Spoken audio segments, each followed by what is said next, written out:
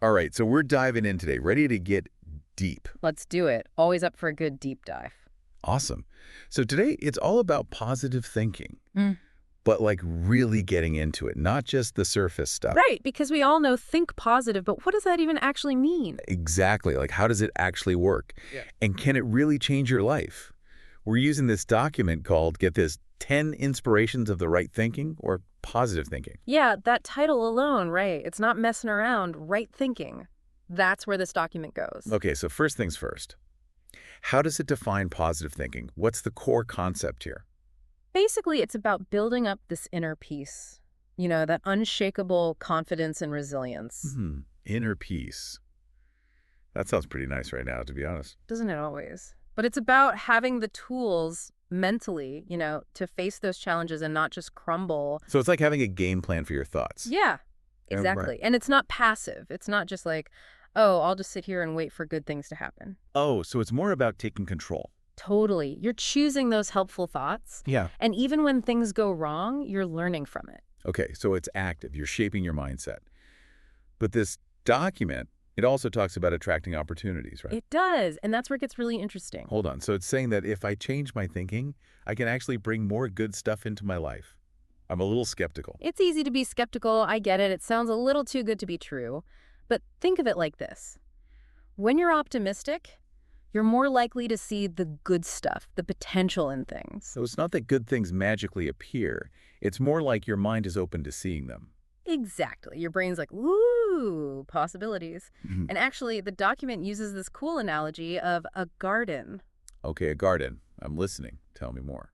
So imagine negative thoughts are like weeds. They choke the good stuff. But the positive thoughts, those are your flowers. I like that. Tend to your mental garden. Right. Weed out those negativity weeds and let the good stuff bloom. I do love a good gardening analogy.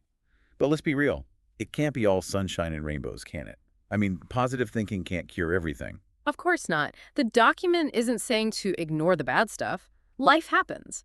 It's about how you deal with it. That's the part that always trips me up. It can't be about pretending everything's perfect.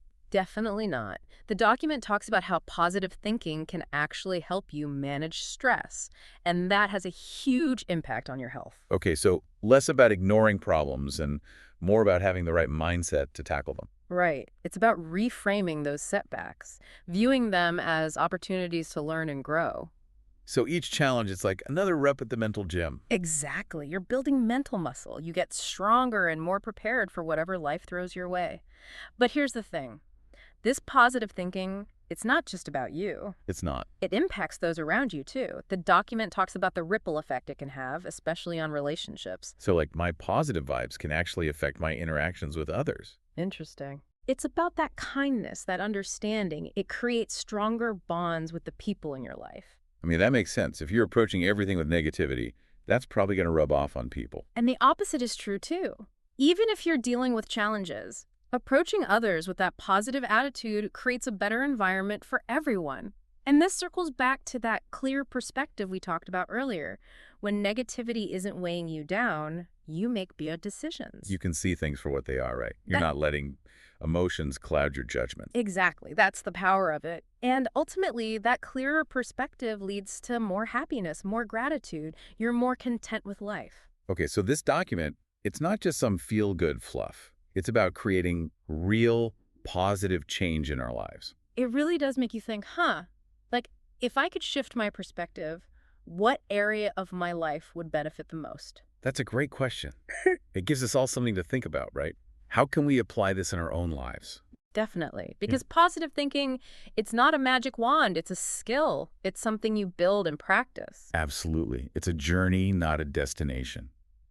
Well, I think we've definitely gone deep on this one. Thanks for joining us on this deep dive into the power of positive thinking. It's been a pleasure. And who knows, maybe we'll all be feeling a little more positive after this. Until next time, keep those mental gardens blooming. And don't forget to weed out those negative thoughts. See you next time.